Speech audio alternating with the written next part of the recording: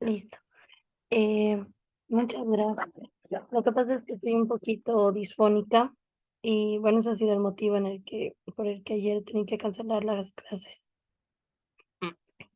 De todas maneras, igual si es que no se me escuchase, por favor, córtenme y me avisan. Ya. Bueno, la anterior clase estábamos viendo sobre todo lo que era los tipos de terapias y demás. Pero cuando hemos visto lo que es la parte de terapia del lenguaje, me habían preguntado sobre lo que era la R. Entonces, que en sí es uno de los fonemas más complicados de adquirir, más complicados de sacar para los niños. Incluso para ciertas personas adultas, a veces no hay, ¿no? Bueno, les he preparado una pequeña presentación, ¿no? De todo eso. Les tenía que haber mandado, pero creo que si se los mandaba, de alguna manera capaz no se iba a entender también. Entonces se los voy a explicar un poquito. Eh, Voy a empezar a presentar.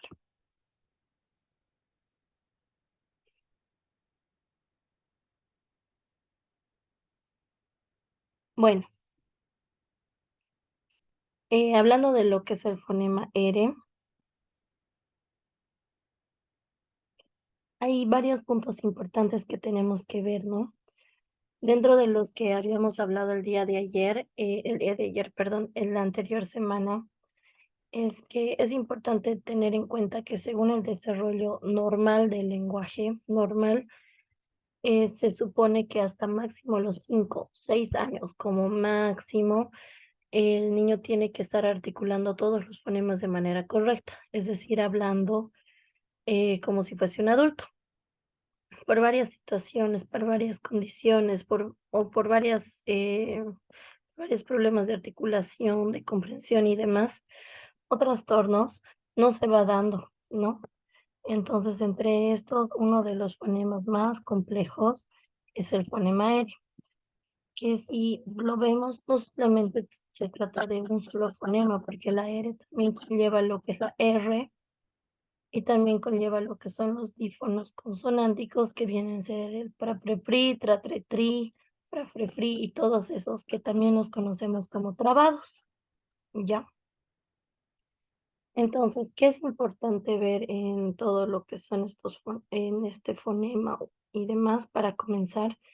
Primero, el primer tip, por así decirlo, que se tiene que tomar en cuenta es que lo vemos como si fuese la R normal, es decir, esta R como si fuese la R simple. La R o la doble R, que viene a ser la R compuesta o R doble. Y los dífonos consonánticos o trabados, que son el tra, tri, tri, pra, pre, pri, y así. Entonces, como su mismo nombre dice, nosotros por dónde tenemos que comenzar. No se tiene que comenzar por el tra, tri, tri, pra, pre, pri y demás. Entonces, ¿por dónde se comienza? Pues de la parte más simple, es decir, la R simple. Esta R, ya. ¿Por qué? Porque en la gran mayoría de los niños, la gran mayoría, Eh, si no tienen esta R simple, es un poquito más complejo y es casi seguro que la R o los dífonos consonánticos pra, pri, pri, tra, tri, tri, los vayan a haber adquirido. Algunos niños pasa que tienen dífonos consonánticos y no esta R simple, pero en la gran mayoría de los casos, estamos hablando del 90%, es que este fonema, la R sencilla, es la que si no hay esa, los otros difícilmente se están adquiriendo. Ahora también hay que tener en cuenta una cosa, este es el último fonema en adquirirse. Entonces, si un niño, por alguna razón, no tiene adquiridos otros fonemas, la M, P, B, S, L, no sé, lo mejor que se puede hacer es primero trabajar esos otros fonemas y después de que se han adquirido todos esos otros fonemas, al finalizar adquirir lo que es la R, porque la R es más compleja. pero obviamente uno tiene que ver, evaluar y ver qué capacidades tiene el niño para poder irse a ese fonema. Un ejemplo es que capaz al niño solo le falta la S y la R, pero por alguna razón la S le está costando tanto que llevamos muchas sesiones. Entonces decimos, le demos un espacio y que adquiera la R y luego volvemos a la S, ¿no? Entonces, para hablar del fonema R, les he puesto unos puntos importantes. El primer punto importante es revisar los órganos fonoarticulatorios que van a tener que ver con la articulación de este fonema, ¿ya? El segundo, la movilidad y motilidad de la lengua. El tercero, el punto y modo articulatorio. El cuarto, las posiciones silábicas donde está afectado. Inicial, medial, final o dífonos consonánticos. Y el quinto, que es la conciencia fonológica. Ahora, en las posiciones silábicas donde está afectada, yo les puse entre paréntesis inicial, medial y final.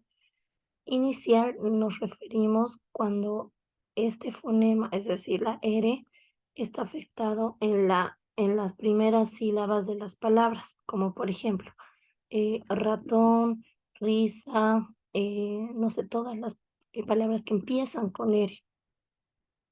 Medial, cuando esta letra, este fonema está al medio. Araña, pirata, caramelo, naranja, ¿no? Y final, cuando están al final, por ejemplo, no sé, pegar, colar, ¿no? Y los dífonos consonánticos que vienen a ser las trabadas. Tri, trabajo, primavera, fruta y demás. También hablamos todo lo que es la conciencia fonológica. La conciencia fonológica, así tal cual como dice su nombre, es la conciencia que el niño, la persona va a tener acerca de cómo suena esta letra y sobre todo en qué momentos se tiene que utilizar. La conciencia fonológica muchas veces dentro de lo que es el área de fonoaudiología se utiliza y se trabaja como apoyo a lo que es la lectoescritura. Si bien la terapia que va a ser más idónea para ir mejorando o cambiando todo lo que son el mal aprendizaje que se ha tenido con la lectoescritura, es psicopedagogía. Dentro de fonoaudiología se trata de ayudar mucho con lo que es la conciencia fonológica y la discriminación auditiva. ¿Por qué? Porque no sé si han notado en varios niños que están en el proceso de aprender a leer y escribir o les está costando mucho el aprender a leer y escribir, es que un niño como habla, escribe. Entonces esa parte es importante apoyar, ¿no? Pasa que a veces hay varios papás o hay varias situaciones por las cuales un niño no puede entrar a todas las terapias que capaz requiera. Entonces, desde nuestras posibilidades, muchas veces podemos tratar de ayudar, aunque no sea capaz nuestra área, pero por ejemplo, podemos tratar de ayudar con conciencia fonológica para ir como apoyo a lo que es la lectoescritura. Entonces, no se compara, obviamente, no es que sepa poder, no es que voy a poder totalmente rehabilitar, pero estoy tratando de ayudar. Y obviamente mejor si se trata de apoyar con lo que es psicopedagogía, ¿no? Hasta este punto, ay, ¿alguien tiene alguna duda, pregunta, consulta?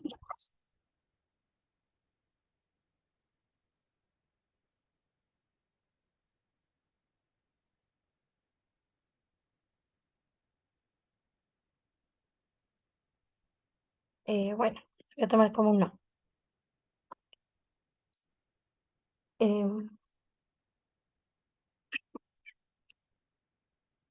bien, el siguiente punto, ay, dentro de los puntos que había puesto son los órganos articulatorios. ¿Cuál es el órgano que va a tratar? El órgano que va a ser el principal de los órganos articulatorios es la lengua, ¿ya? pero también, ay, denme un segundito, le voy a agregar algo antes de que me olvide y ustedes tengan las diapos bien.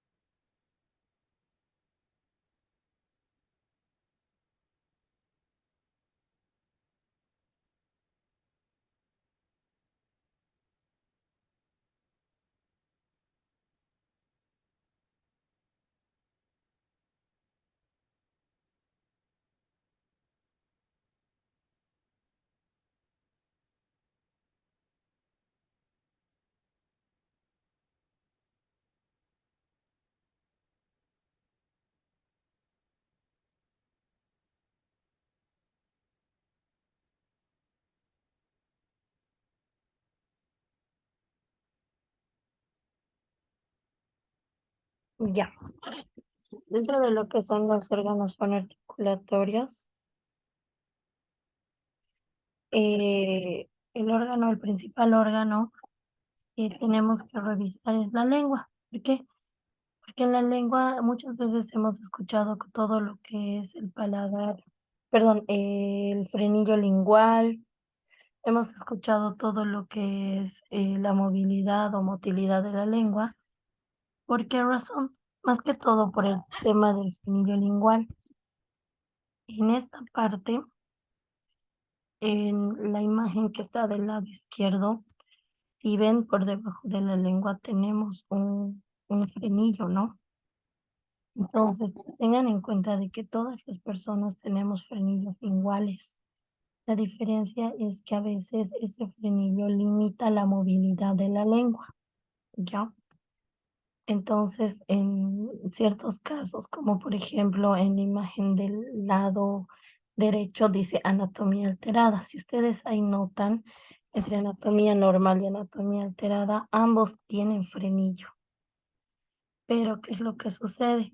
Que en el lado de que dice anatomía alterada, el frenillo está limitando la movilidad de la lengua, lo está poniendo en forma de corazón, que es lo que algunas veces habíamos visto, y está evitando o está mostrando como si la lengua fuera o sea, fuera pequeñita, no puede subir la lengua, no puede mover la lengua de manera correcta. Ahora, en la parte donde dice anatomía normal, es por acá, ustedes ven, existe ese frenillo, pero no evita para nada de que la lengua pueda subir, que la lengua pueda moverse. Por ende, muchas veces hay muchos papás que ven ese hilito, por así decirlo, ese frenillo, y dicen, mi hijo no habla porque tiene frenillo y le hacen cortar, digamos. Pero también hay que tener en cuenta una cosa, el hecho de tener un frenillo lingual no significa que el niño por eso no va a hablar, solamente significa de que el niño no va a poder articular los fonemas que tienen que necesitan mucha movilidad de la lengua, que en este caso viene a ser el fonema L y el fonema R con sus trabadas, ¿no? Pra-pre-pri, pla-ple-pli, fra-fre-fri, fla-fle-fi y demás. Entonces, si un niño tiene un frenillo lingual, no es que por eso el niño no dice mi mami, mi y demás. Si ustedes se hacen una prueba en sí mismos y dicen sa, se, si, so, su, mami, mi, momu, pape, pi, popu y demás, ahí no necesitan mover la lengua. Y si necesitan mover la lengua, es muy poquito. Entonces, los únicos fonemas que van a estar afectados por un frenillo lingual es la L y la R, ¿ya? Bueno, pero más que todo con el frenillo lingual corto, que es el que no permite la movilidad de la lengua. ¿Por qué? Porque todos tenemos un frenillo, la diferencia es que hay algunos que tienen un frenillo corto que no permite esa movilidad, ¿ya? El segundo órgano que tenemos que ver es el paladar duro. ¿Por qué razón? Porque nosotros para articular el fonema de la R subimos la lengua tal cual como se está viendo en la imagen de anatomía normal y subimos hasta chocar con el paladar. Hay algunos casos en los cuales los niños tienden a tener paladar alto, cóncavo u ojival. Cuando yo les hablo de paladar alto, cóncavo u ojival, les estoy diciendo las tres maneras en las cuales se habla, ¿no? Técnicamente o bien hablado, nosotros le decimos paladar ojival, justamente, o incluso se le dice paladar estrecho. Justamente en esta imagen podemos ver, si ustedes notan en el paladar, o sea, el paladar que está ahorita en medio de los dientes, hay como un huequito. A eso nos referimos con un paladar ojival o cóncavo o alto, pero no siempre es tan prominente como en esta imagen. Esta imagen ya es el extremo, pero muchas veces el paladar igual es alto, pero no molesta tanto a lo que es la articulación del fonema, ¿ya? Entonces, ¿cuáles son los dos órganos fonoarticulatorios que son los principales que se tiene que ver? Por ejemplo, en la parte física, la lengua y el paladar. La lengua porque tenemos que ver el tema del frenillo, tenemos que ver si es que ese frenillo molesta la movilidad, a la motilidad de la lengua. Tenemos que ver si el paladar es alto, cóncavo o ojival, o sea, alto a tal punto de que realmente, o sea, va a molestar a lo que es la articulación del fonema. Y como un tip, como les decía, de que un niño tenga un frenillo lingual, no significa que por eso el niño no va a hablar, solamente significa que va a molestar a la articulación de los fonemas L y R, porque el fonema L y R nos exige subir la lengua, mover la lengua, vibrar la lengua, ¿ya? Hasta ahorita, ¿se tiene alguna duda acerca de esto? ¿O repito alguna parte?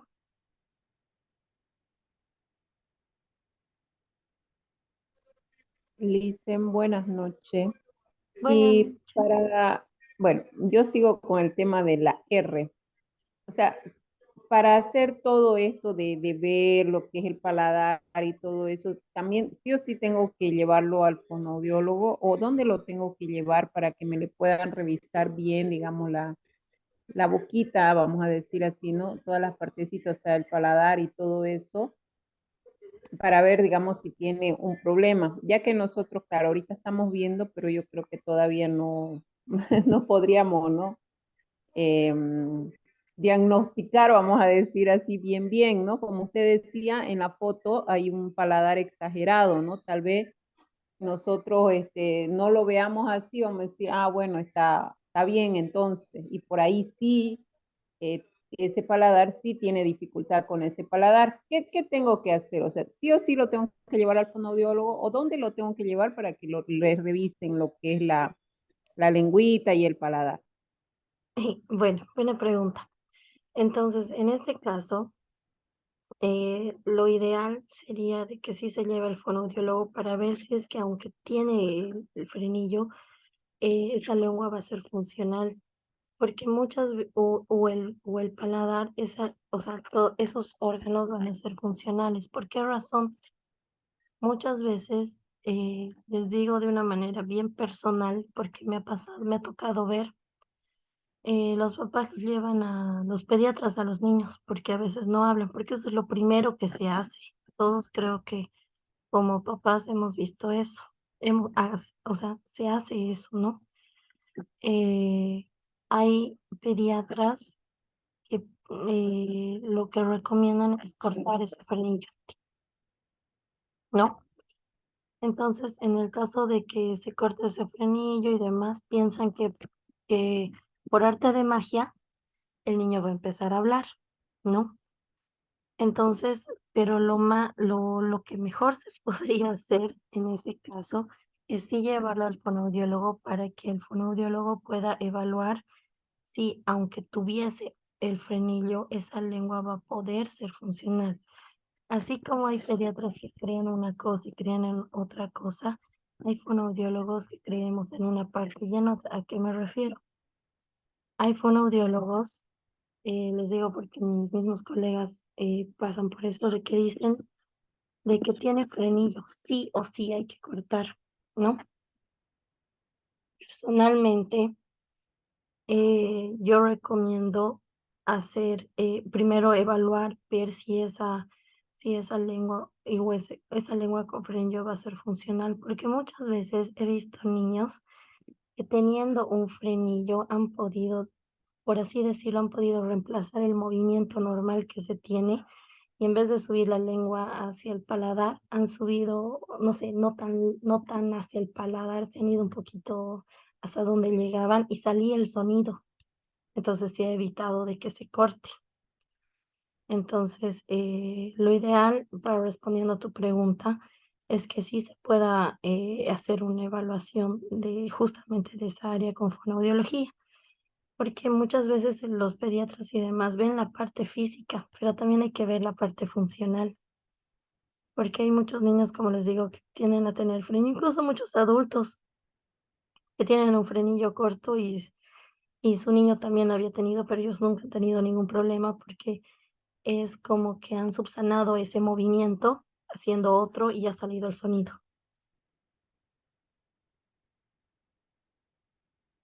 Eso, no sé si respondo a tu pregunta. Sí, Licen, gracias. Y bien, bien que se me ocurrió, ¿sabe por qué? Porque es verdad, eso a veces uno no sabe, ¿no? Qué hacer y obviamente lo primero es el pediatra. Así que bien que me aclaró esa duda y que también aprendí algo, ¿no? De que no siempre tiene que ser con una pequeña cirugía, sino que también se puede ejercitar o hacer un tratamiento, ¿no? Así que gracias, Licen, por eso. De nada. También hay algo importante que tienen que saber.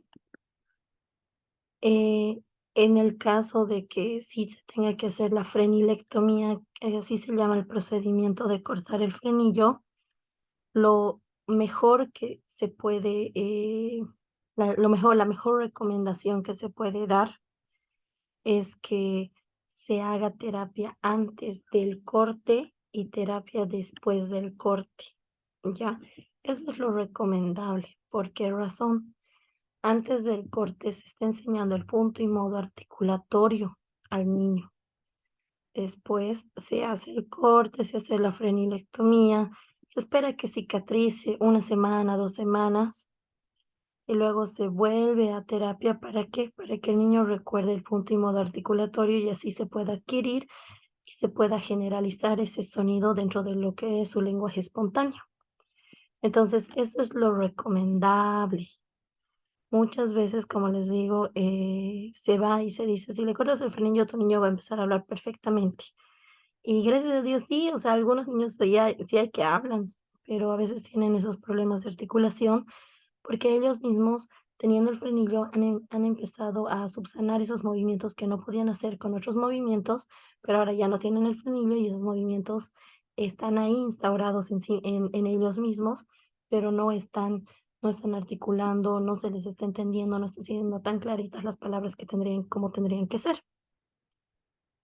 Entonces, eso también es importante ver. ¿Alguien más tiene alguna pregunta, duda sobre? Buenas noches, Licen. Buenas noches. Bueno, Una pregunta.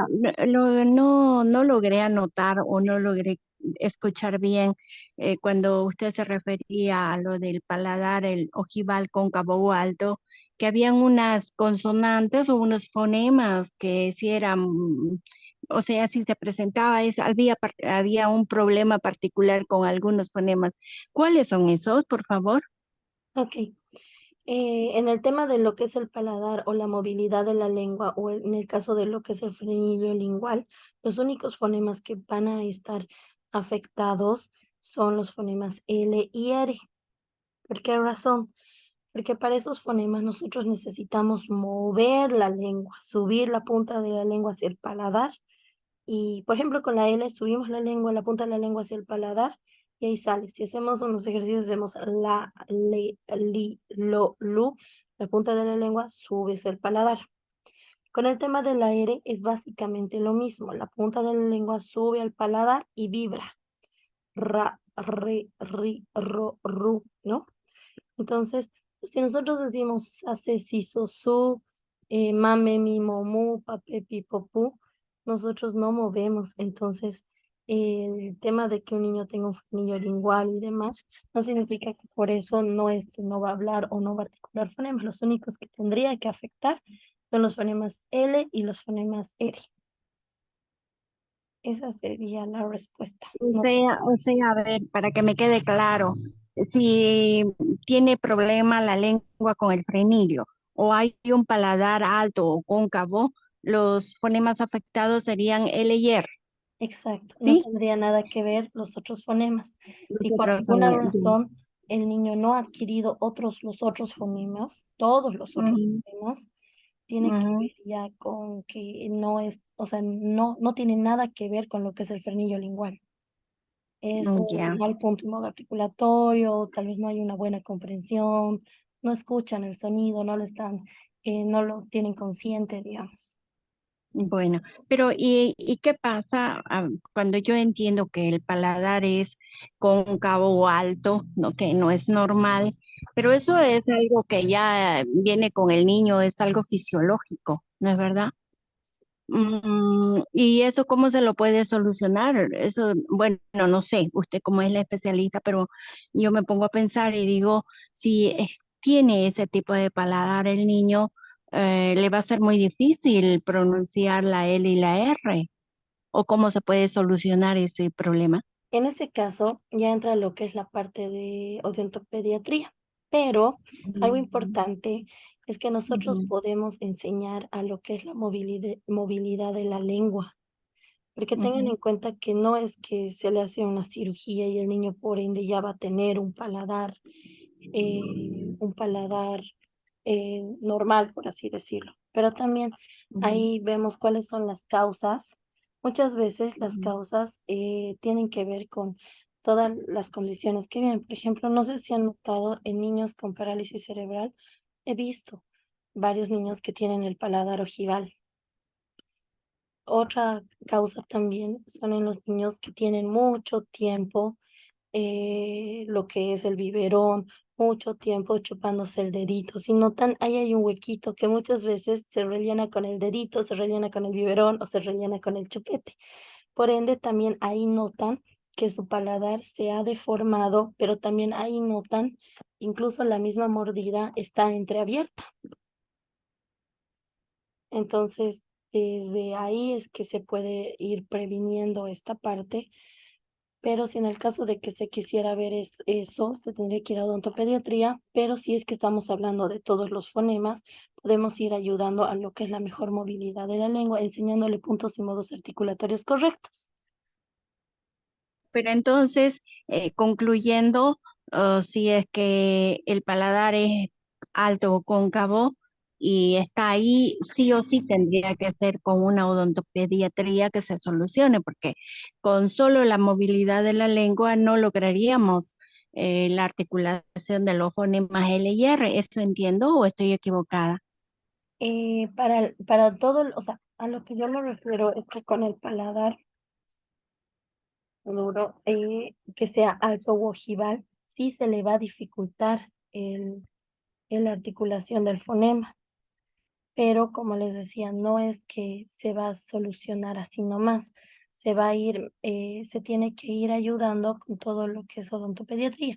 Pero si estamos hablando solamente de la articulación del fonema como tal, no solo la parte física, van a ver que primero hay muy pocos niños que tienen lo que es el paladar alto, pero podemos ayudar, subsanar, por así decirlo, a ir enseñándole el correcto punto y modo articulatorio. Pero obviamente, si es que hay un frenillo lingual y un paladar alto, sí es bien complicado. Pero no se da el caso de que siempre ambos se den. Bueno, muchísimas gracias. Ya me aclaró las dudas. Gracias. Está bien. Alguien estaba levantando la manito, pero no me fijé.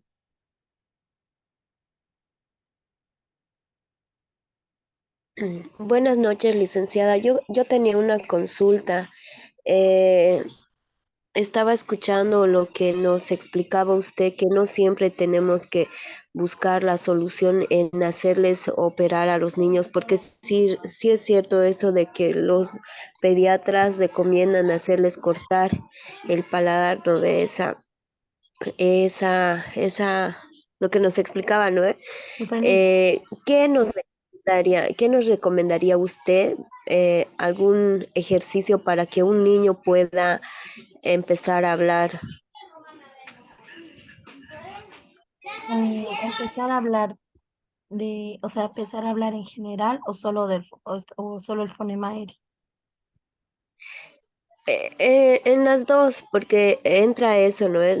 También mencionaba usted que hay algunos niños que no pueden hablar y es por eso que les llevan, ¿no ve? Al pediatra y el pediatra les dice, "No, ese problema tiene, entonces hay que hacerle esa operación", pero a veces los doctores, bueno, personalmente yo digo que se equivocan, porque eso pasó con mi niña y yo busqué estrategias para que ella empiece a hablar. Como mencionaba, no podía pronunciar la R ni la L, entonces yo le ponía un lapicito debajo de la lengua Para que y suba la así le lengua. hacía practicar. Ajá, y yo le hacía practicar así, y así ella pudo pronunciar esas letras. Ah, ya. Y tu duda es qué hacer cuando un niño no habla. Sí, ¿qué nos recomendaría usted? Como es usted la especialista, debe saber más que una mamá, ¿no? Porque yo fui investigando y dije, a ver si esto funciona. Y eso es lo que hago también con mis niños de la escuela, cuando no pueden hablar, algunos tartamudean, yo les pongo el lapicito y así les hago leer, les hago pronunciar algunas palabras. ¿Y cuál sería su recomendación de usted? Ya. Bueno, cuando un niño no está hablando, por ejemplo, tiene 2 años y no emite sonidos, o simplemente tiene muy poquitas palabras, que más que todo las palabras son que tienen que ver mucho con lo que es todo lo que él pide, ¿no? Mamá, papá, agua, pan, helado, no sé. Y son palabras que no están ahorita, o sea, no son muchas, ¿no? Lo que se tiene que hacer es estimular el lenguaje. ¿Cómo se va a estimular el lenguaje? Se trabaja mucho en base a lo que es la comprensión. Lo que les comentaba en la anterior clase es que cómo un niño va a decirte qué se llama algo si tú no le has dicho qué nombre tiene, si tú no le has enseñado. Obviamente hay muchos niños, muchos casos que nunca les enseñamos, pero su desarrollo del lenguaje se da normal o simplemente incluso se da mucho más antes que otros niños, ¿no? Pero hay niños en los cuales no. Es decir, a ellos nosotros les decimos hablantes tardíos, ¿ya?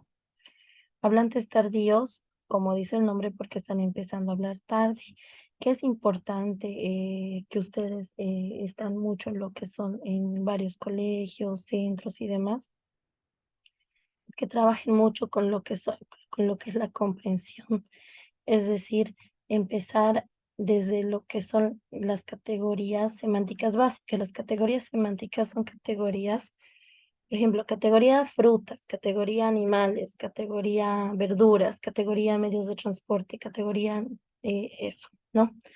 Entonces, ustedes empezar a jugar con ellos, a mostrarles en dibujos, a hacer actividades que muestren estas diferentes categorías. Por ejemplo, vamos a trabajar lo que es la estimulación del lenguaje con la categoría frutas. Ustedes muestran juguetes, dibujos, hacen actividades con solamente frutas. Un niño aprende jugando y ahí que están trabajando lo que es la comprensión, la ejecución de órdenes y demás. En esos casos, siempre lo que yo recomiendo es de que siempre se empiece con todo lo que se va a conocer más. Por ejemplo, si ustedes van a trabajar animales, eh, pueden trabajar lo que son animales los más conocidos, gato, perro, vaca, chancho, no sé, los animales conocidos. Luego ustedes ya les aumentan, no sé, animales como, no sé, delfín, hipopótamo, ¿no? Cuando el niño ya tiene más comprensión. Pero también a la par de eso, ¿qué tienen que trabajar? Se tiene que trabajar todo lo que es la emisión de sonidos mediante los sonidos onomatopéicos, ¿no? Los sonidos onomatopéicos, que es decir, a los sonidos de animales, sonidos de objetos, medios de transporte y demás. Y tratar de que el niño siempre trate de imitar mediante el juego, es decir, hacerlo lo más lúdico posible.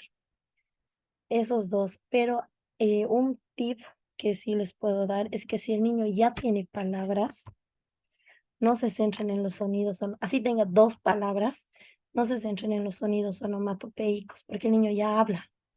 Así diga dos palabras, no se centren en los sonidos.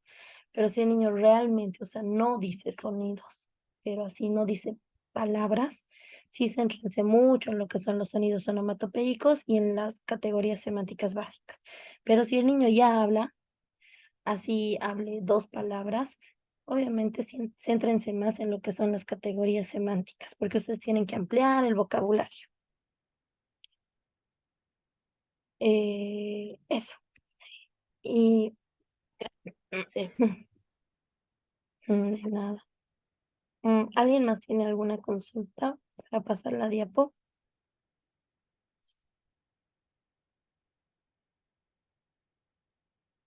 Ok, vamos a pasar la diapo. Sí, dígame. Sí, solamente quisiera compartir con ustedes, creo que eh, como que sería interesante cuando hay eh, problemas en la movilidad de la lengua,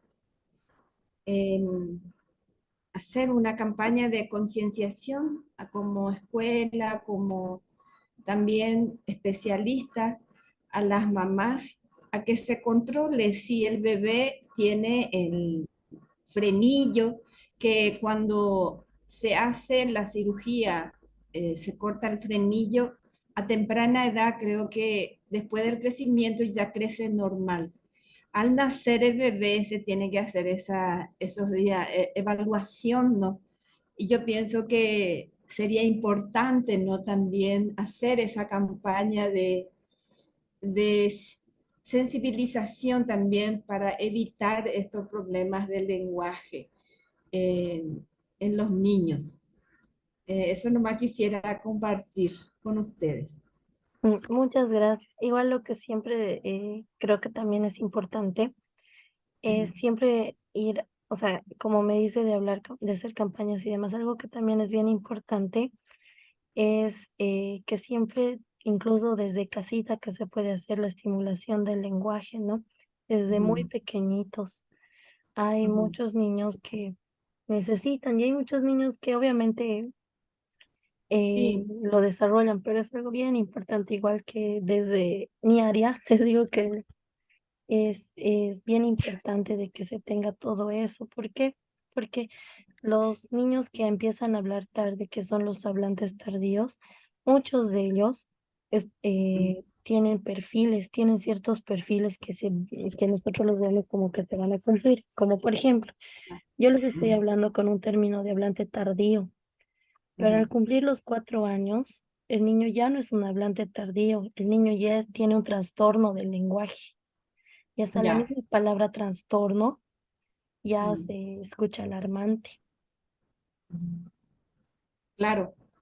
Sí, yo decía, ¿no? Por que los niños neonatos, los neonatos se dan cuenta enseguida y si se hace enseguida, de meses, no esperar de mucho tiempo. Y ahí, por ejemplo, también el paladar ojival. Mientras que el paladar blando, esté blando, se hace la terapia y se evita eso. Ahora que hay tanta tecnología, hay tantos avances, los otorrinos, los odontólogos, ya hay muchas técnicas que se pueda ir corrigiendo a temprana edad mientras se puede. Yo creo que es importante eso también, en cuanto se diagnostique, se hace esa terapia con los especialistas para ayudar también, que a veces depende mucho también la pronunciación de esas anormalidades.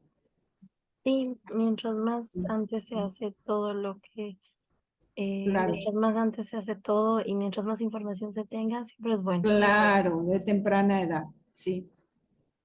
Sí mismo. Mm. Bueno, voy a pasar la diapositiva. También, ¿qué se tiene que enseñar? Se tiene que enseñar el punto y modo articulatorio correcto. El punto y modo articulatorio correcto del fonema es subir la lengua hacia el paladar. Obviamente no estamos subiendo hacia el medio del paladar, pero sí estamos poniendo la lengua en la parte del paladar que está detrás de los dientes superiores, tal cual se ve en la imagen, ¿no? Ese es el punto y modo articulatorio correcto. Ahora, si ustedes notan, la lengua está subiendo. ¿Qué pasa cuando un niño tiene un frenillo lingual? Este frenillo evita la movilidad, limita en realidad la movilidad, no es que la evita, limita la movilidad y no se puede tener este punto y modo articulatorio. ¿Qué pasa cuando existe lo que es un paladar alto? Ustedes notan aquí que la lengua, la punta de la lengua se está yendo hacia el paladar, se está chocando ahí, se está agarrando ahí. Cuando existe un paladar alto, la punta de la lengua, así no haya un frenillo lingual que limite, no va a encontrar dónde sostenerse. Eso es lo que pasa a veces. Pero en esos casos, cuando se tiene un paladar ojival, sí, de alguna manera, como les decía, se puede subsanar de ponerlo capaz más cerca a los dientes y demás. Pero sí de que se tenga un frenillo lingual que realmente limite el movimiento, sí es mucho más complicado. Ahora también, como les decía, hay que evaluar y ver de que la lengua sea funcional. Eso.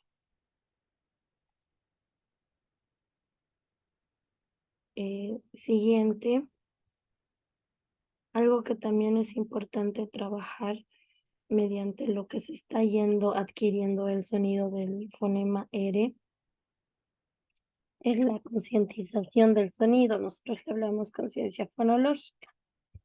La conciencia fonológica es esta conciencia de cómo suena el fonema y también se trabaja como apoyo a la lectoescritura. Entonces, ¿qué es importante en la conciencia fonológica? Es que enseñarle al niño de en qué palabras puede haber una R, cómo suena la R, cómo puede diferenciar la R con otros sonidos y demás. Como aquí me comentaban, ¿no? De que estaban tratando de ayudar a sus propios niños, ¿no? Con este sonido. Muchas veces pasa algo, pasa de que sí se ayuda todo esto, pero siempre tenemos que tratar de apoyarlos con lo que es la parte de conciencia fonológica para que ellos sean conscientes de cómo suena, en qué momento se va a utilizar este sonido y demás, ¿no? Entonces, ¿cómo se hace? Si ustedes buscan en internet incluso así ejercicios o actividades de conciencia fonológica, van a notar de que todos estos sonidos, perdón, todas estas actividades están acompañadas de imágenes. ¿Por qué? Porque si el niño aún está adquiriendo lo que es el fonema R, siempre tiene que ir acompañado de imágenes, porque si nosotros le escribimos, no sé, las palabras así de manera escrita, el niño, si bien capaz puede entender, pero siempre va a ser más fácil y siempre hay que tratar de buscar los canales de mejor aprendizaje y muchas veces como se los hace de manera visual, ¿no? Como apoyos visuales. Por ejemplo, si yo voy a buscar lo que es, no sé, la R medial de la palabra araña, sería bueno que yo le muestre una imagen de araña y mostrarle que en las arañas hay una R y de que ahí suena como yo le he estado enseñando. Entonces, eso es importante porque la conciencia fonológica ayuda mucho, apoya en realidad lo que es la lectoescritura. Como les decía, un niño como habla, va a escribir. Porque no sé si han visto todos los niños que están en el proceso de comenzar la lectoescritura, les dicen, les decimos, escribime pato. Y el mismo niño empieza a repetirse a sí mismo, pa, y escribe pa, to, y escribe to. Y así es como va aprendiendo, ¿no? Es decir, el mismo niño se escucha a sí mismo para emitir este sonido o para escribirlo en sí. ¿Hasta aquí se tiene alguna duda?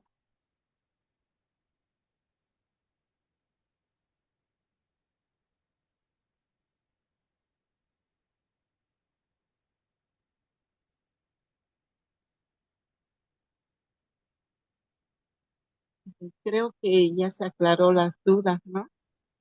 Ok, muchas Se gracias. comprende. Ajá. Muchas gracias.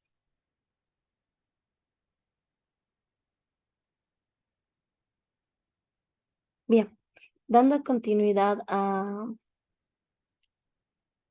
dando continuidad a la clase anterior, estábamos hablando mucho de lo que son los tipos de terapia.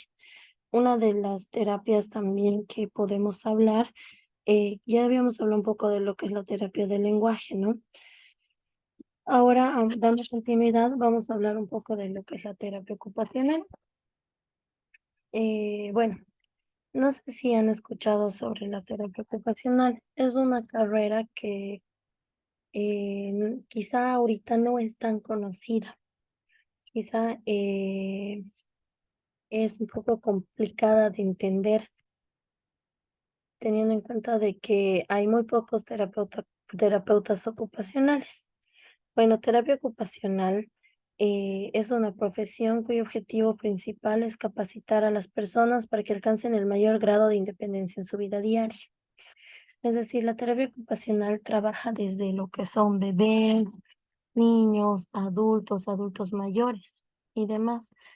Eh, Trabajan con personas con discapacidad, niños con autismo, personas que están dentro del espectro autista, pero también se trabaja con personas con discapacidad intelectual, con todo, en todos los ámbitos, terapia ocupacional ayuda mucho.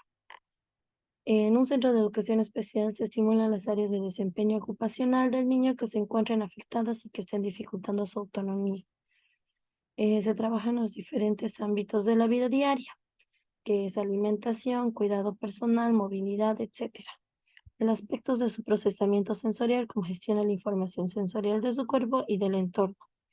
Aspectos motores, habilidades y destrezas de miembros superiores, desarrollo grafomotriz con el entrenamiento de productos de apoyo, posicionamiento o ayudas técnicas.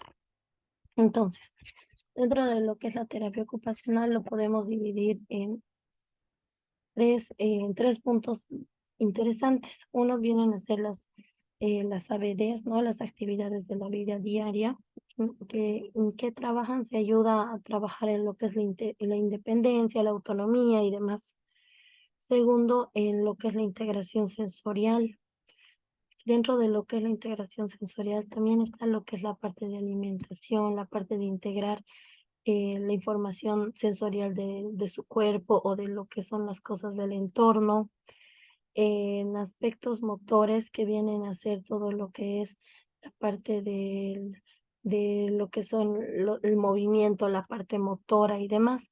Ahora, algo bien interesante dentro de lo que es terapia ocupacional, que a mí me impresiona cada vez, es que los terapeutas ocupacionales trabajan mucho con lo que es la integración sensorial. No sé si han ido viendo a varios niños dentro del espectro autista que tienden a tener muchas descargas motoras, ¿no? que son los movimientos estereotipados y demás. En esos casos, muchas veces, o han visto niños que muchas veces evaden lo que es tocar algo, incluso evaden lo que son ciertas texturas, o incluso evaden lo que es en la parte de la alimentación, comer ciertas cosas y demás. Muchas veces, ¿por qué razón se da? Se da porque no hay una buena integración con respecto a lo que es a una integración sensorial con respecto a lo que son los sentidos. Entonces, el terapeuta más, o bueno, la profesión más idónea en esta parte es la de terapia ocupacional. Es que todo cuando el terapeuta ocupacional trabaja mucho en lo que es la integración sensorial. Otro aspecto también importante y bueno es en lo que son las actividades de la vida diaria, es decir, en los saberes. Muchas veces se trabaja mucho esto dentro de lo que es la parte educativa también. ¿Por qué? Porque dentro de lo que son las actividades o los saberes, también muy aparte de vestirse, de agarrar una cucharita para comer, de, no sé, actividades de la vida diaria que podemos tener. También dentro de un niño, dentro de lo que son las actividades de la vida diaria, está en ir al colegio.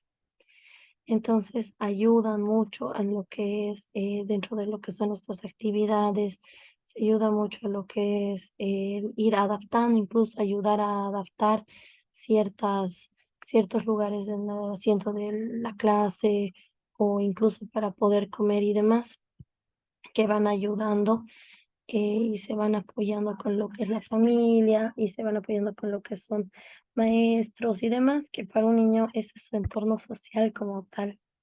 Bueno, el más grande, ¿no? Como les iba comentando igual, los terapeutas ocupacionales trabajan con los estudiantes, padres y profesionales educativos en el objetivo de fomentar la capacidad del estudiante para participar en sus ocupaciones diarias en el contexto natural de la clase, que es básicamente lo que les estaba explicando, la parte de integración sensorial y demás, y también actividades de la vida diaria, algunas veces con adaptaciones de objetos para fomentar la independencia. Eh,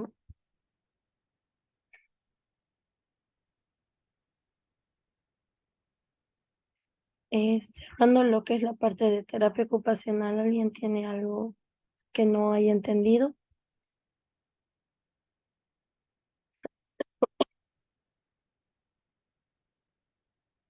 Ok.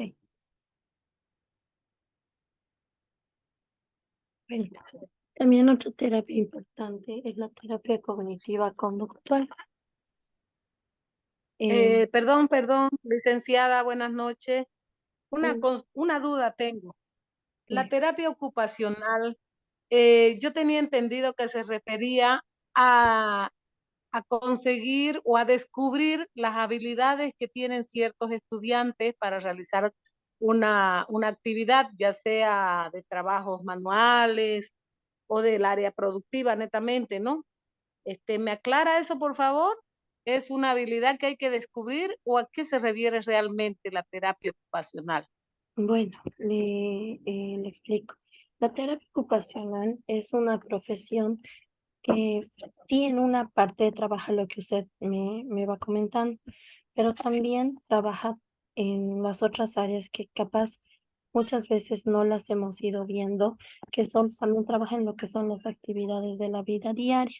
Las actividades de la vida diaria, que también son esas habilidades que se dan tanto en la casa, las habilidades o las actividades de poder vestirme, las habilidades de poder agarrar una cucharita, aprender a comer solito y demás, que son habilidades que muchas veces no se dan, pero también se van adaptando esas habilidades. El terapeuta ocupacional también ayuda a adaptar cuando no se puede hacer esto.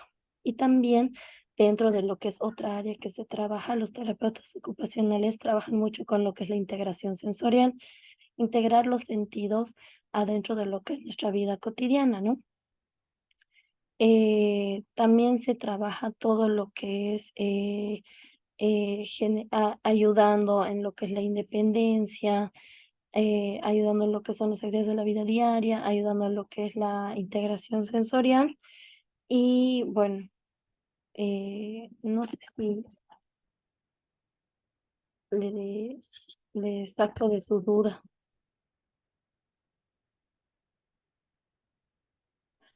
Sí, sí, muchas gracias, lo entendí ya. Está bien. ¿Alguien más tiene alguna duda para pasar?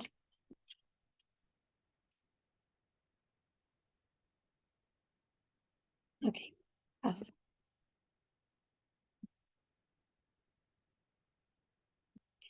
Ahora, la siguiente terapia que vamos a ver es la terapia cognitiva conductual.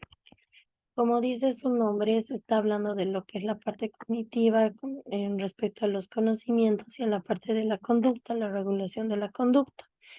Esta terapia cognitiva conductual, en la gran mayoría de los casos lo hacen licenciados en psicología, ¿no? Pero también se ha visto, no sé si alguna vez han escuchado lo que es el método ABA o el método Demer, también personas que manejan estos métodos que he ido viendo que también trabajan en esta área. ¿De qué trata lo que es la terapia cognitiva conductual? Habla mucho de lo que es la regulación de conducta, la estimulación cognitiva, si lo separamos. Son sesiones psicológicas donde se van trabajando la regulación de la conducta como a la misma vez las funciones cognitivas, como ser atención, memoria, asociación de objetos, variación por color y forma, etcétera. En esta terapia, dentro de lo que es la educación especial, también ayuda a mejorar la atención para así fomentar y mejorar la atención dentro del área de aprendizaje y a su vez la regulación conductual si es que es necesario. ¿En qué casos también se recomienda lo que es la terapia cognitiva conductual? En casos donde quizá la persona, en este caso el niño, no tiene muy en claro cuáles son los límites, no tiene muy en claro lo que es la permanencia en actividades o la permanencia en silla dentro de ciertos contextos, o en el caso de la parte cognitiva, no, no, no tiene lo que son las funciones cognitivas, no las tiene tan desarrolladas la parte de lo que es la atención, memoria, asociación de objetos, pero siempre estos se va ayudando mediante lo que es la regulación conductual. Ahora, en los casos, por ejemplo, en la parte escolar, hay ciertos niños que a veces pasa que no pueden acabar una actividad porque siempre quieren estar corriendo o siempre están capaz, incluso llegan a ser hasta de cierta manera agresivos con los otros niños, capaz incluso hasta son muy distraídos, o dentro de lo que es la parte terapéutica. A veces nos pasa que viene un niño a terapia fonoaudiológica, pero el niño no puede permanecer sentado, el niño no tiene buena atención, el niño eh, es como que se pega a sí mismo y demás. Entonces, en esos casos, ¿por dónde se puede comenzar? Es derivándolo a lo que es la parte de terapia cognitiva conductual. ¿Para qué? Para que dentro de esa área se trabaje todo lo que es la regulación conductual, mejorando también lo que es la atención, la memoria, la permanencia en silla, la permanencia en actividades. ¿Para qué? Para que cuando el niño vuelva a hacer otra terapia que requiere atención, que requiere terminar actividades, la permanencia en actividades, o quizá requiere, incluso en el mismo colegio, el niño requiere atención, requiere permanencia en silla, requiere permanencia en actividades, entonces, pero por diferentes razones no se han dado. Entonces, en la regulación conductual se le ayuda en esto. ¿Cuáles son la mayoría de los casos que se ve mucho en lo que es la parte de regulación conductual? Uno, que son en trastornos de la conducta, obviamente, y dos, en trastornos del espectro autista. No sé si algunos que ustedes me comentaban que trabajan con lo que es la parte de autismo, han visto varios niños que no atienden, que quizás hasta su contacto visual es muy poquito o nulo, no se pueden mantener en una actividad, quizá no, incluso no entienden o no comprenden ciertas órdenes. Siempre es bueno empezar en esos casos ahí con lo que es terapia cognitiva conductual. Ahora, algo bien importante que he ido aprendiendo a lo largo del tiempo que voy trabajando es que un niño con autismo o dentro del espectro autista sí o sí necesita terapia cognitiva conductual. Así no lo vean correr por todo lado y demás. ¿Por qué? Porque también se ayuda a lo que es la estimulación cognitiva, se ayudan las diferentes funciones que el niño necesita adquirir, porque tengan en cuenta de que hay varias habilidades que todo niño tiene que desarrollar y que dentro de lo que es esta condición no se van desarrollando. Entonces, siempre es importante que por lo menos niños que están dentro del espectro autista sí vayan a hacer terapia cognitiva conductual. Y obviamente ya luego se va, se va contemplando con las otras terapias, ¿no? Pero siempre se trata de empezar. Lo ideal es que empiece por ahí. O se puede, o en el caso de que se pueda, se hace con fono o se hace con estimulación temprana y demás. Pero siempre es bueno de que el niño tenga una mejor atención, una mejor conducta y demás antes de empezar otras terapias. Pero igual dentro de lo que es el ámbito escolar, mejora pues lo que es su atención, mejora lo que es su permanencia en silla, su permanencia en actividades y demás, que eso ayuda a que también saque más provecho a lo que es el colegio, al aprendizaje que se le está dando, pero también saca más provecho a lo que es la terapia que va a estar pasando, ¿no? Incluso, o sea, la conducta va mejorando, se va hasta siendo más flexible en sus pensamientos dentro de lo que es o sea, dentro de lo que es su casita también.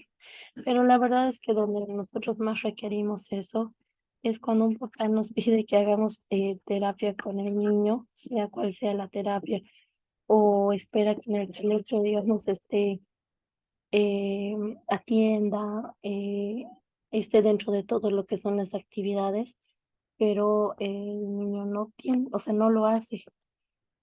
Entonces, esta terapia es quizá quizá es una terapia igual que hay que priorizar, sobre todo en niños que están dentro del trastorno del espectro autista.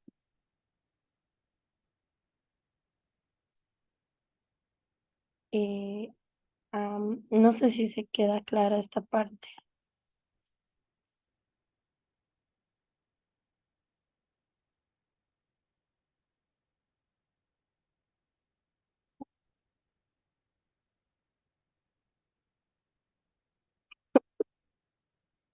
Ok, gracias.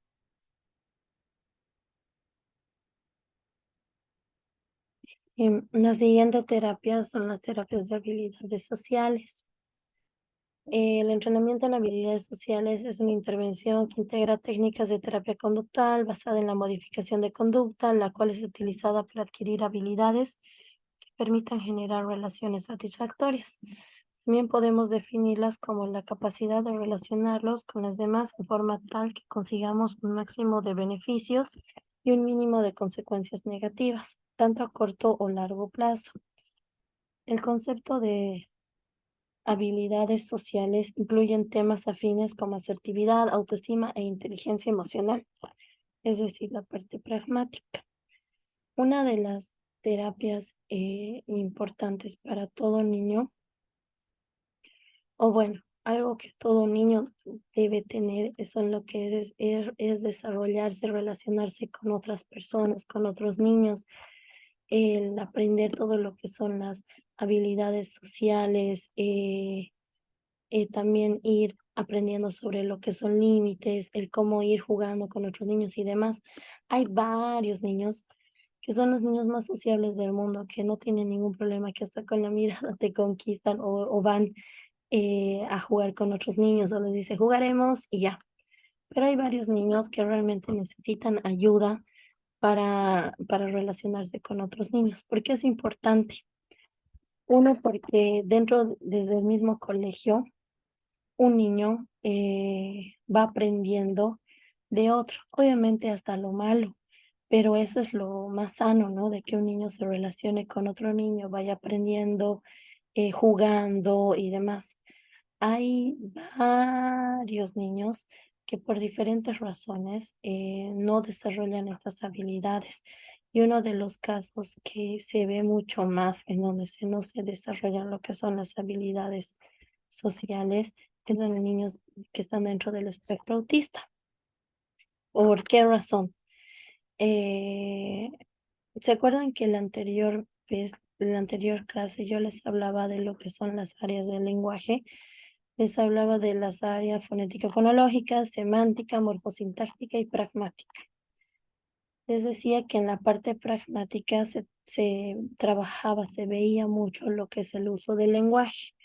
Entonces, yo les decía que en esta área pragmática donde se veía más personas que no habían desarrollado tanto esta área, era en personas dentro del espectro autista, ¿no? Ahora, como estamos hablando del uso del lenguaje, también dentro de lo que son las habilidades sociales, no sé si han ido viendo de que hay niños que están dentro del espectro autista que son súper capos en muchas cosas, incluso, o sea, por así decirlo, son funcionales en todo, hablan bien, tienen habilidades desarrolladas muy buenas, pero sus habilidades sociales son bajas. No se desarrollan con otros niños, no sociabilizan con otros niños, no saben cómo jugar con otros niños, no, incluso dentro de lo que son sus habilidades sociales, no tienen una conducta para entablar con otro niño, no entienden lo que son los límites dentro de lo que es el juego y demás. Entonces, esta terapia es importante cuando se ven estas falencias. Ahora, esta terapia, como dice habilidades sociales, siempre se da como terapia de grupo. ¿Por qué? Porque ahí es donde se tiene que trabajar con otro niño. Ahora, obviamente, cada uno de esos niños es previamente, no sé, valorado para saber con qué niño puede tener más provecho que con otro, ¿no? No es que un niño va a jalar hacia abajo a otro, la idea es que ambos suban. Entonces, en esta parte es importante también, hasta al unir a 2 o 3 niños, que creo que incluso un terapeuta no va a agarrar más niños porque va a ser bien complicado. eh, Hasta en esa parte tenemos que saber de unir niños que tienen hasta casi la misma edad, unir niños que tienen capaz las mismas habilidades y demás. ¿Para qué? Para que ambos desarrollen esas habilidades, no vaya uno hacia abajo y el otro lo jale, digamos. Entonces, en esa parte es importante ver. Eh, se- Hasta aquí, ¿alguna duda?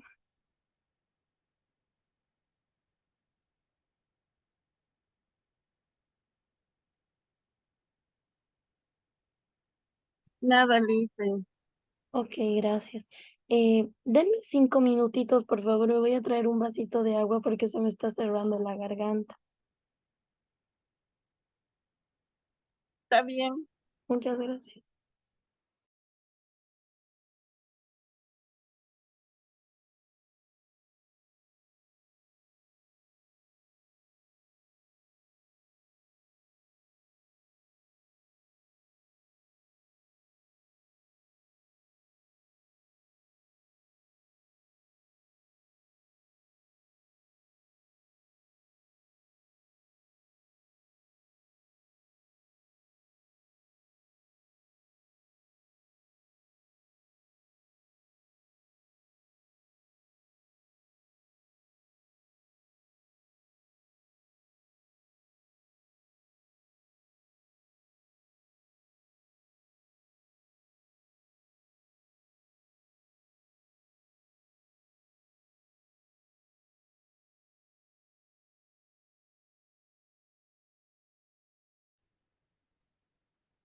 Ay, perdón, de grabar igual.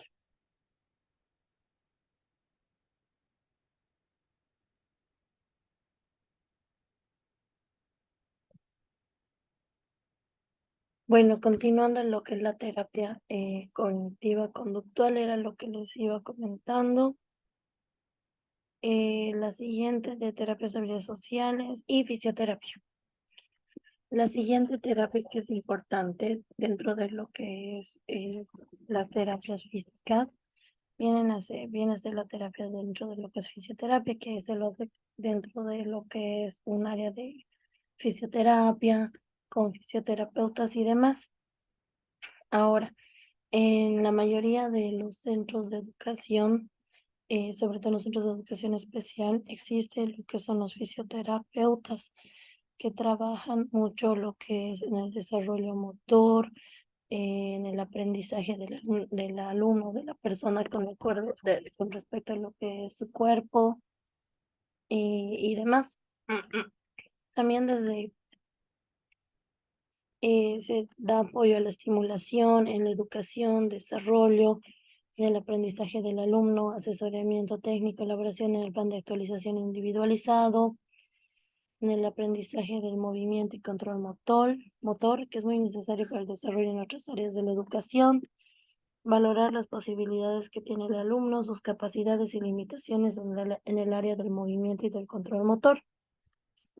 Entonces, dentro de lo que es fisioterapia, se trabaja mucho con lo que son las articulaciones, los músculos y demás.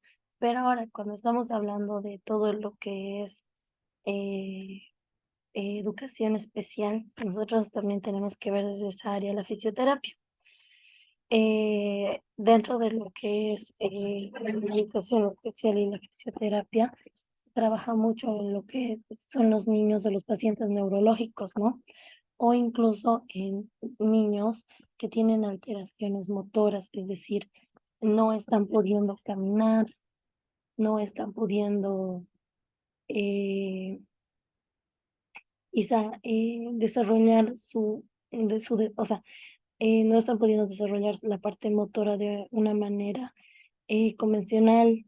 En muchos casos, yo trabajo en un centro donde se trabaja con hartos fisioterapeutas. Hay muchos niños que tienen parálisis cerebral, hay otros tantos que vienen con diferentes síndromes y hay otros niños que sí se les está dificultando es el caminar, el pararse, el gatear y demás. De todos estos, ¿cuál es el común? Son las alteraciones motoras, ¿no? De entrada, o sea, dentro de lo que es la parálisis cerebral, nosotros conocemos que existen limitaciones para un niño con parálisis cerebral con respecto a lo que son los movimientos. En los diferentes síndromes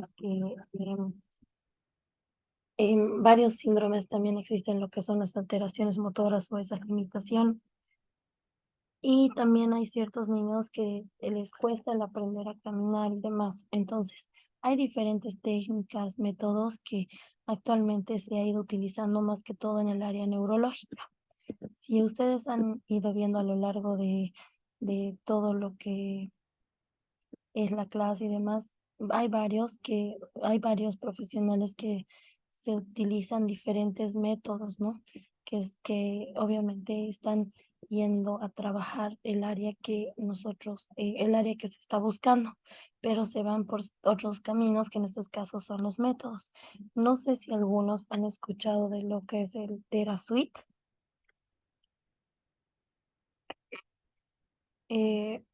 Bueno, el TheraSuite es un método que en general lo trabajan fisioterapeutas y terapeutas ocupacionales, pero en su gran mayoría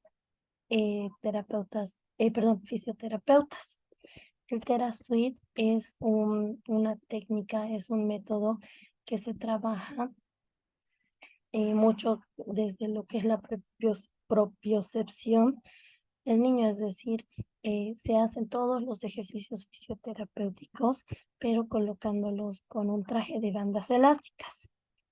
Ahorita les voy a mostrar una imagen en el cual se va trabajando se hacen sesiones de fisioterapia intensiva. ¿Qué es algo interesante en el TheraSuite? En el TheraSuite lo recomendado es de que el niño haga 1 o 2 horas diarias de TheraSuite intensivo, diario, porque se dice que así se van viendo muchas mejoras dentro de lo que es la fisioterapia. Les muestro una imagen. Esto es TheraSuite. Se hace con colchonetas, se hacen con trajes, como lo están viendo, que son muchas de bandas elásticas, y se hacen en las famosas jaulas. Se les dice jaulas, ¿ya? ¿Qué hace? Las jaulas, más los elásticos, más el traje que está puesto ahí, ayudan con lo que es la alineación corporal, trabaja con lo que es los músculos los músculos, y también trabaja con todo lo que es las articulaciones, que es básicamente lo que un fisioterapeuta también hace. Ahora, se trabaja desde la cabeza. En esta foto no hay, pero incluso existe dentro del traje lo que es un gorrito que está lleno de elásticos para ir trabajando también lo que es el control cefálico. Ese es un método bien interesante que no últimamente, o sea, no se ve mucho, ¿no? Pero es uno de los métodos dentro de lo que son fisioterapeutas. En el centro donde trabajo, trabajan mucho con lo que es, todos trabajan con TheraSuite en realidad, y las salas son llenas de jaulas y como tal. eh, entonces, aquí también, ¿qué es lo que trabaja? Es que también el niño va trabajando, va conociendo sus propias limitaciones también dentro de lo que es su cuerpo, pero a la vez se hacen los diferentes ejercicios de fisioterapia. Incluso ahí también eh, se utilizan lo que es el taping, el neurotaping, que también ayuda con lo que son los músculos y demás. No sé si han visto, incluso en la televisión, hay futbolistas y demás que muchas veces juegan o tienen una lesión y se les ponen ciertas como benditas que están pegadas a su cuerpo. Esas son las vendas neuromusculares o el neurotaping, que ayuda a mejorar a medida de que la persona está haciendo su vida, está trabajando ahí el músculo gracias al neurotaping. Y en lo que es el TheraSuite, realmente se les pone todo un traje que está a base de ligas, en las cuales dentro de la jaula también se trabaja lo que es la alineación corporal. Es un método que es fisioterapia, que es capaz un poco hasta más exigente, porque se pide que se haga todos los días, por lo menos 1 o 2 horas al día. Entonces, sí se ven muy buenos resultados. Como les digo, he ido trabajando con fisioterapeutas que llevan este método y se ven muy buenos resultados, sobre todo en lo que es la parte neurológica, niños con parálisis cerebral y demás. No sé si alguno de ustedes ha ido viendo este método alguna vez dentro de sus áreas de trabajo o algún conocido y demás. Es un método quizá no tan conocido ahora, pero sí trabajan mucho lo que son los fisioterapeutas. Y terapeutas ocupacionales, pero más fisioterapeutas.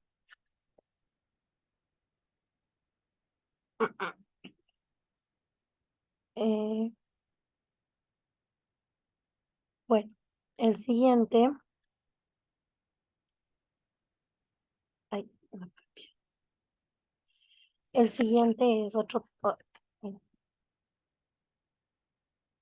Sí, no se ha visto este método porque no es tan conocido, pero tengan en cuenta de que sí había habido mucha gente que lo utiliza y muchos centros que lo tienen.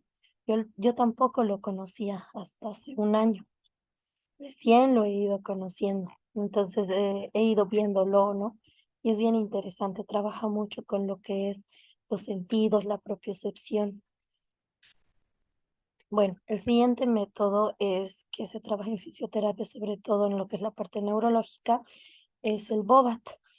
Es una técnica que inhibe el tono y los patrones de movimientos anormales, facilitando el movimiento normal y estimulando en casos de hipotonía o inactividad muscular. Inhibir los patrones de coordinación patológicas controlados por actividades tónicas. Es decir, trabajan inhibiendo, evitando los movimientos anormales. ¿Por qué? Porque se les está enseñando, se les está ayudando, mejorando lo que es la tonicidad muscular, se les está ayudando, guiando. ¿Para qué? Para que tengan, para que vayan conociendo los movimientos o los patrones anormales. Por ejemplo, en la imagen se puede ver una niña que está prácticamente encima de una pelota. Creo que muchos hemos visto esa pelota, ¿no? Hay muchos fisioterapeutas que lo utilizan, o incluso en la misma casa a veces tenemos esas pelotas que son, o incluso en el mismo gimnasio. No sé si han ido algunos alguna vez al gimnasio y han visto esas pelotas dentro de los ejercicios que se tienen. Eh, esas pelotas también son las pelotas Bobat, que ayudan y trabajan en todo lo que es esta técnica. He visto muchos niños con síndrome de Down que trabajan mucho con lo que es el Bobat. Más que todo bebés pequeñitos. ¿Por qué? Porque se les está ayudando, se les está reeducando ciertos patrones de movimientos anormales o simplemente se les está enseñando el movimiento correcto que tienen que tener, más que todo cuando son bebecitos, porque tengan en cuenta de que ahorita el boba trabaja mucho con lo que es la hipotonía y una de las condiciones o una de las, bueno, algo que es muy marcado en los niños con síndrome de Down es la hipotonía. Entonces, esta técnica es bien utilizada en lo que es síndrome de Down. ¿Alguien ha escuchado sobre el bobat? ¿O ha trabajado o ha visto? Bien, incluso el bobat siento que es más conocido que el TheraSuite, o por lo menos para mí sí ha sido.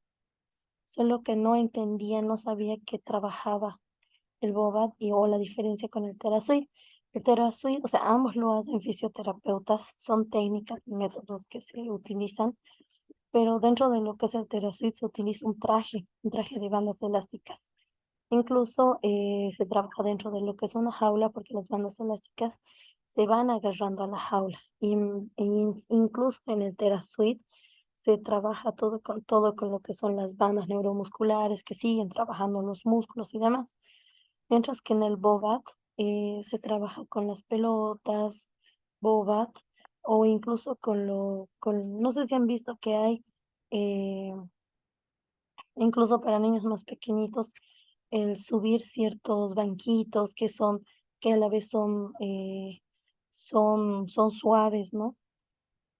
Que se va trabajando mucho con lo que es la hipotonía, y no solamente algo que es bien interesante, que para mí así el fisioterapeuta era hacer ciertos movimientos, masajes y demás, pero dentro de lo que es la parte neurológica, o sea, ya se utilizan mucho lo que son estas técnicas que van trabajando mucho en lo que es la hipotonía o la tonicidad muscular como tal, y también van trabajando dentro de lo que es la propiocepción o van trabajando, enseñando lo que son los patrones anormales o reeducando estos patrones anormales, más que todo en lo que es la parte neurológica, es decir, parálisis cerebral, alteraciones motoras, síndrome de Down o diferentes síndromes. Entonces, esta parte es importante conocerla. Eh,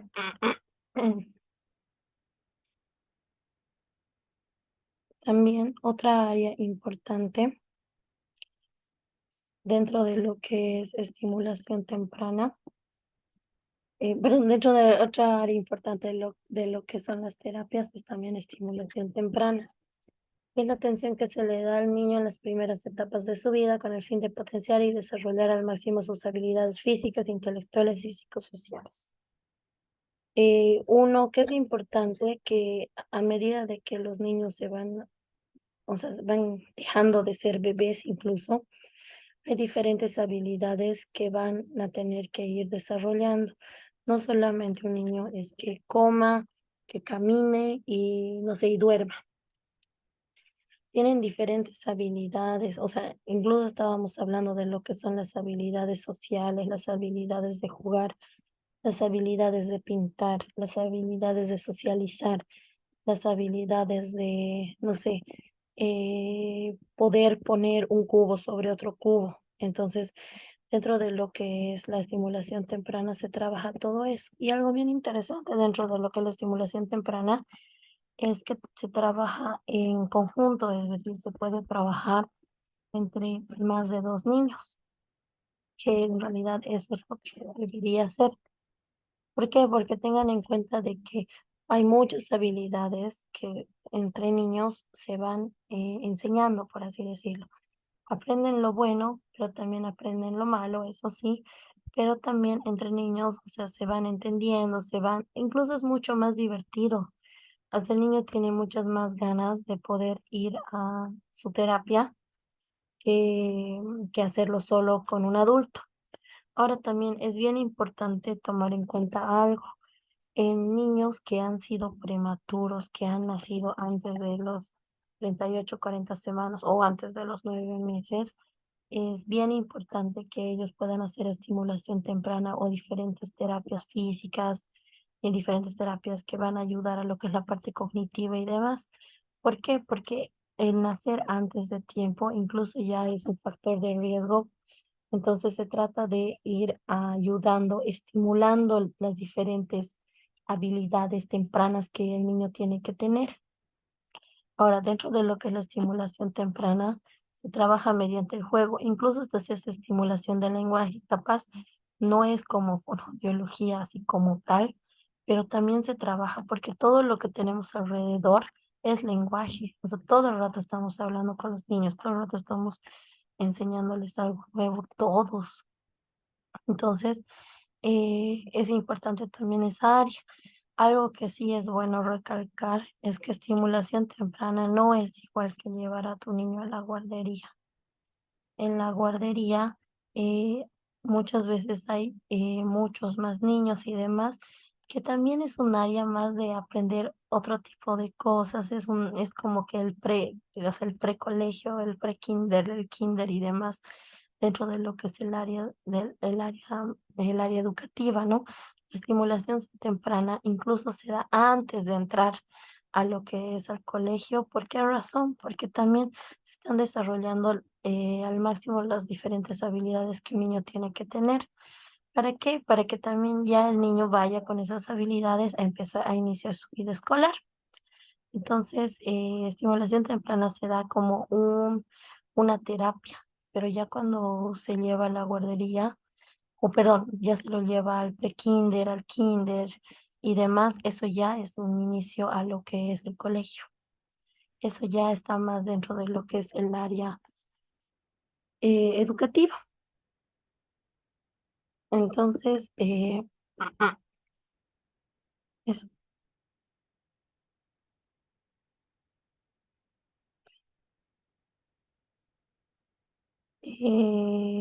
¿Alguien tiene alguna duda, consulta de las diapositivas de hoy? Me habían puesto una pregunta que se va a leer.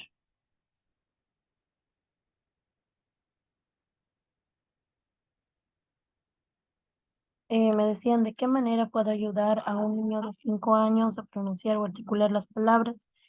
El niño tiene el labio leporino y una dentadura, ¿demás? No sé si me puede explicar la pregunta. El niño tiene el Sí, labio... dicen, Ok, buenas noches, buenas disculpe. noches. Sí, sí tengo un casito de un niño que tiene labio leporino, pero ya, bueno, ya le han hecho la cirugía. Sin embargo, no sé si es eso lo que afecta en lo que él no ha desarrollado el lenguaje, tiene 5 años y prácticamente dice algunas palabras, pero no se le entiende lo que pronuncia. Mm, Eh, ¿algún? eh, sí, no Sí, sé de qué manera puedo ayudar o cuál es la dificultad que tiene o ya es un trastorno del lenguaje. ya tiene 5 años, ya vendría a ser un trastorno del lenguaje, pero es secundario A, ¿no? Algo que es importante ver cuando ya hablamos de lo que es un trastorno del lenguaje, como les decía, o sea, el lenguaje tiene todo lo que son las 4 áreas. Siempre hay que también ver mucho sobre eh, la comprensión, sobre todo, es buena. Entonces, algo que es importante tomar en cuenta primero, dentro de lo que es la parte física, es de que el niño ya se le ha hecho la cirugía, ¿no? De lo que es el labio leporino, pero hay que ver si también ha sido hacia el paladar o solamente ha sido el labio, ¿ya? Porque ahí el plan de trabajo cambia En este totalmente. caso es solo de paladar, Lisa, disculpa. Digo, ¿Paladar? solo es de labio, Ah, solo es de labio, de solo del labio. labio. Pero hay algo Y pero interesante creo que que me... tiene paladar hendido. ¿Perdón? No sé si. Al parecer tiene paladar hendido. Es que lo que pasa es que no sé cómo se diagnostica eso, ¿no? Yo esa dificultad tengo porque si bien le han hecho la cirugía de lo que es los labios, el labio superior en este caso, Perdón. pero al parecer tiene paladar hendido. Es que eso yo no sé cómo se diagnostica o cómo se observa, ¿no? Porque no sé cuál es la característica que tiene del paladar hendido también, porque la mamá me decía, creo que tiene paladar hendido, es lo que me dijo, pero no sé cuál será la diferencia, Ok, Lisa. le explico un poquitito. Cuando un niño tiene, no sé si han escuchado ese término, labio leporino y paladar hendido o solamente labio leporino. Esto se da y luego se hace una reconstrucción, a veces se hace una cirugía. A un niño no le pueden solamente haber reconstruido el labio y no el paladar. Sí o sí le han tenido que reconstruir lo que es el labio y el paladar. Entonces, ¿por qué? Porque dentro del paladar, como ya les había comentado, es importante ver de que incluso, o sea, antes de eso, tienes que preguntar a la mamá y ver si es que incluso el niño está comiendo de manera correcta. Hay niños que después incluso de la cirugía pasa que comen y se les sale por la naricita o lo líquido se les sale por la naricita. Ahora, hay algo bien importante que estoy viendo, que me dices que este niño tiene muy pocas palabritas. Entonces, y diferente de que me digas de que el niño habla, pero no se le entiende, o es que habla muy poquitito o tiene muy pocas palabras. Eso, ¿cómo es? Tiene pocas palabras, pero él intenta comunicarse, pero no se le entiende. Pocas palabras se pronuncia correctamente, sí se le entiende, pero la mayoría de las palabras no. Ah, ya, pero él habla. Pero no tiene no ha tenido fisura palatina, creo que se llama, ¿no es cierto? Sí. Eso, sino que solamente ha tenido el labio leporino y después su alimentación todo es normal. Ah, ya. En este caso, que es un poquito más complejo, lo que yo te aconsejaría es de que sí pueda ir él a fonoaudiología. Sería bueno evaluar todas las áreas. Es que cuando ya estamos hablando de un trastorno del lenguaje secundario A, hay muchas fonoaudiólogas que trabajan solamente con lo que es fisuras o labio leporino o paladar hendido. Entonces sería bueno de que vaya, pero también tú como trabajas con esa persona, también podrías ayudarle a lo que es ayudarle a hacer su lenguaje capaz más funcional, es decir, ayudarle con lo que es la articulación de palabras que él va a utilizar mucho. ¿Por qué? Porque también él tiene que comunicarse, ¿no? No es que va a ir al fonodiólogo y de un día al otro va a empezar a hablar perfectamente, pero sí podrías trabajar en lo que son en las palabras que él más utiliza, ¿no? Para que él pueda ir aprendiendo. ¿Por qué? Porque dentro de lo que es este caso en específico de lo que es lo que ya ha habido una cirugía, hay ciertos fonemas que se afectan más que otros y es un poquito más complicado. Entonces, sería bueno de que él pueda ir a una fonoaudióloga que trabaje netamente con lo que es eh, fisura labial palatina.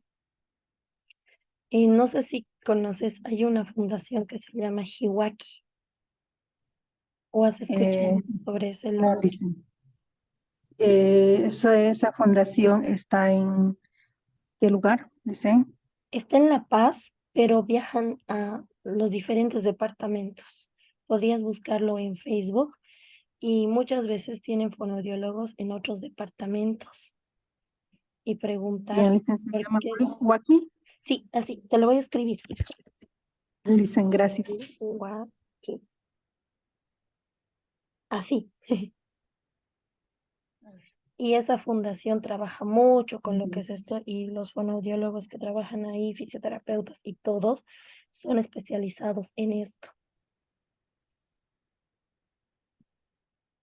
Bien, Licen, muchas gracias. Mi Eh, amable. Sí. eh, Hay otra pregunta. Licen, disculpe, de Dígame. todas estas terapias que ha señalado, ¿no? Que más están abocadas a la fisioterapia y dentro de todos esos trastornos que nos ha dado, ¿cuál sería la terapia en cada una de ellas en el área de fonoaudiología? Porque escuché y no, al menos no saqué ninguna conclusión, ¿no? Porque a mí me interesa eso. Por ejemplo, cuando usted habla del método de Bobad y todo eso, ¿qué se podría hacer ahí en fonoaudiología? Porque todo lo demás estaría a cargo del fisioterapeuta, ¿no es verdad? Por favor, esa aclaración. Gracias. Ya.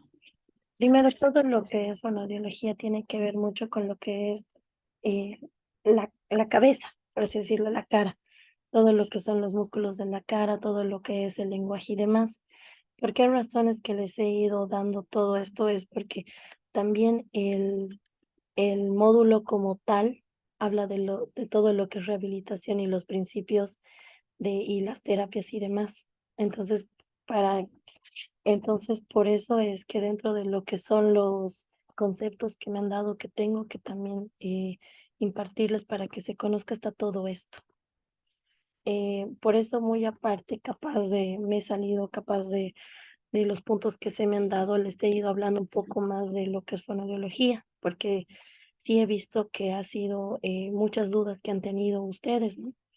Entonces, eh, dentro de lo que es, qué es lo que podemos tal vez relacionar, es que fonoaudiología nunca, no nunca, pero en la mayoría de los casos, en el 90% de los casos, no es bueno, no es recomendable de que se haga solamente terapia fonoaudiológica. Ustedes van a notar más que todo que ustedes que están dentro de lo que son centros de educación especial, muchas veces una terapia tiene que ir acompañada de otra. Eso es lo correcto, eso es lo que nos ayuda a tener mejores objetivos más claros. Entonces, pero también al trabajar en esta área, ustedes también tienen que saber qué área va a ser la más conveniente al momento de ustedes encontrar alguna alteración o algo anormal que ustedes vean que sea necesario trabajar. Entonces, en esa parte ustedes también tienen que saber a qué lugar también derivar o con qué otra terapia también apoyarse. Creo que también por eso se ha hecho este módulo. Sí, entiendo. O sea que en el área de discapacidad, ¿no?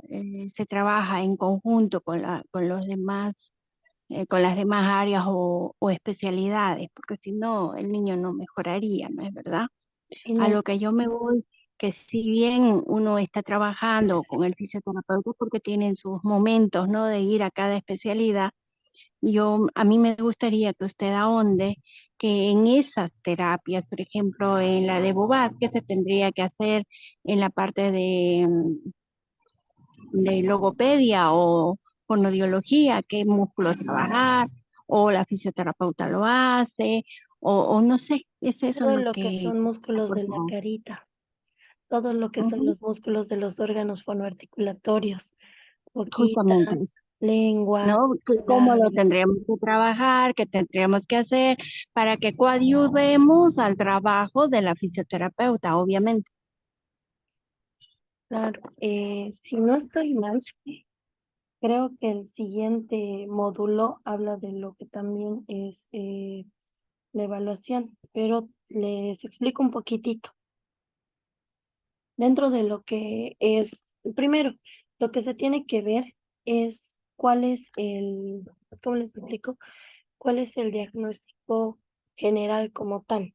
Dentro de lo que es la parte de discapacidad, uno ya tiene un diagnóstico parálisis cerebral, no sé, o bueno, dentro de lo que son las diferentes condiciones.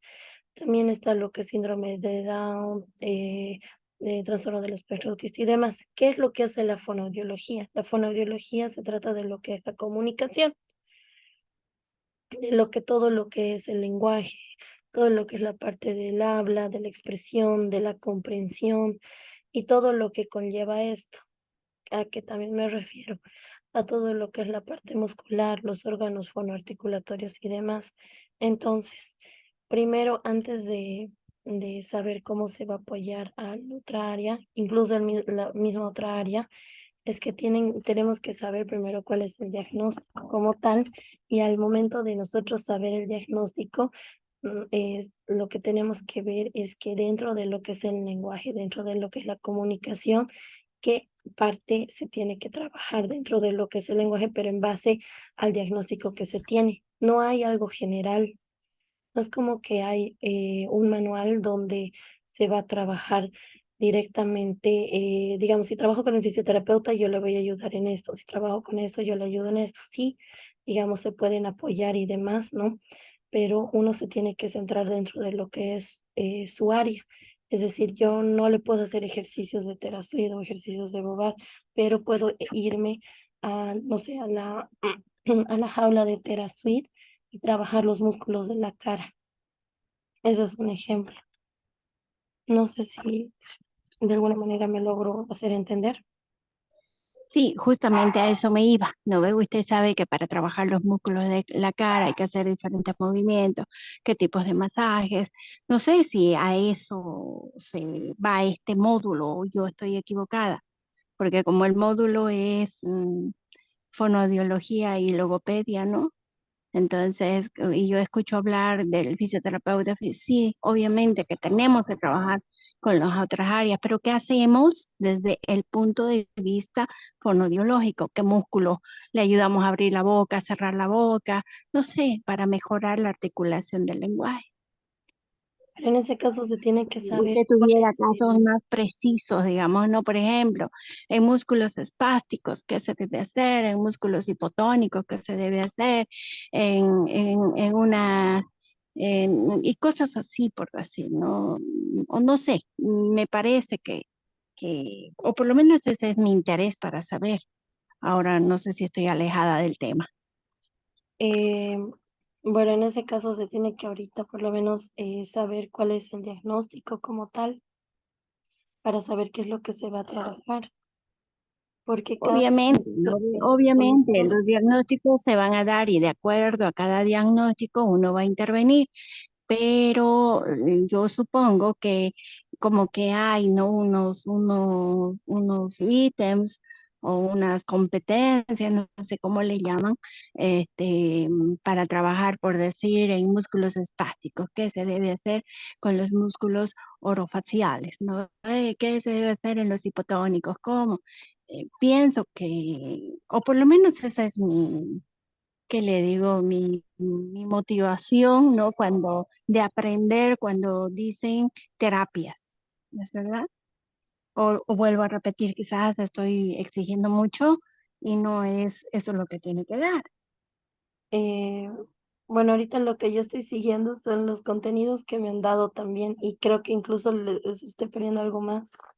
Entonces, estoy siguiendo lo que se me ha dado también. Entonces, Está bien, no hay problema. O sea, como usted dice, tenemos que enterarnos para poder derivar y todas esas cosas y tener una idea de cuáles métodos hay. Pero vuelvo a repetirle, dentro de esos métodos, ¿qué se puede hacer desde el punto de vista de la fonoaudiología? ¿No ve? Esa es mi pregunta. Como le digo, Mira, lo que podemos hacer, es mi curiosidad por saber, ¿no? claro, lo que podemos hacer es que para la siguiente clase, así tal cual como les he preparado lo que es el fonema aire, porque ha habido esa duda, yo preparo quizá algo más dentro de lo que son los contenidos que se me han dado. No los tengo así como tal, pero como un plus puedo preparar algo. Tal vez cuál es la relación de fonoaudiología con las terapias que hemos dado. Entonces, Pienso que sería lo más acertado, Lisen, porque lo demás poco o nada vamos a poder hacer porque el fisioterapeuta está a cargo de eso, ¿no es verdad? pero A siempre es no ser a bueno lo mucho, conocer enseñarle la para posición, derivar. algunas posiciones que podamos hacer para que no haya un problema en columna, en fin, ¿no? Ahora también otro punto, cuando usted hablaba de que hay que ver el nivel de comprensión, por ejemplo, eso sería un buen, como le dijera, una buena alternativa de terapia, como yo sé qué nivel de comprensión está. ¿No? Tal vez hay algunas tablas o hay algún test, no sé, para que de acuerdo a su nivel de comprensión y su edad cronológica, pues podamos intervenir o estimular también, ¿no es verdad? Esa Ese es parte de mi... evaluación, este no es el módulo, ya se los van a dar. Entonces, No de evaluación misma, sino de que, por ejemplo, no sé, cuando uno interviene, cuando hace la terapia, ¿no es verdad? Dice, bueno, este niño tiene un nivel de comprensión en X, por decir, ¿no? Y hay que trabajar esto, a eso me voy. Y como estamos hablando de terapias, no sé si también debería entrar esa parte, porque en aula se debería trabajar el nivel de comprensión, es verdad. Si está bajo, pues hay que estimularlo, ¿no? Quizás por lo que sí, no pero entiende también, no pronuncia, no habla, no sé, cosas así. claro, pero para saber esa parte hay que evaluar antes. Y esa parte, o sea, Obviamente. como le digo, Quizás el módulo no está, no, primero debería ser la evaluación y después ah, las terapias, ¿no? Porque ahorita usted está dando terapias y bueno, ahora yo digo, bueno, no importa, después nos enseñarán a evaluar, pero usted ya como fonodióloga sabe cuáles son los niveles de comprensión, ¿es verdad? De qué edad, a qué edad tiene que entender esto, y si no entiende hay que hacer esto. Si eso usted podría trabajar o, como dijo, hacer como un plus, mire, yo personalmente estaría muy agradecida, porque eh, eso es lo que se necesita trabajar en aula. sí, o sea, estoy tratando de quizá darles un poco más de lo que se me ha pedido, pero también tenga en cuenta de que el tiempo tampoco es largo. Entonces, estoy Sí, tratando de poner, incluso por eso les había hecho una presentación en fonema como tal, incluso se nos ha ido más tiempo, entonces estoy tratando, porque también tengo que seguir el contenido que se me ha dado. claro, obviamente, obviamente, pero le rogaría si usted lo puede hacer como un plus, por favor. Realmente ayudaría mucho a la... Gracias. Está bien. Bueno, ¿alguien más tiene alguna duda ya para acabar? Porque ya se pasó el tiempo.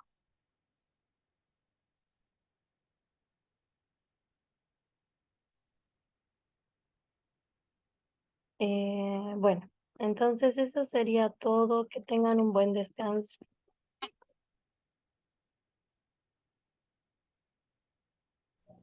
Buenas noches, Lisa, gracias.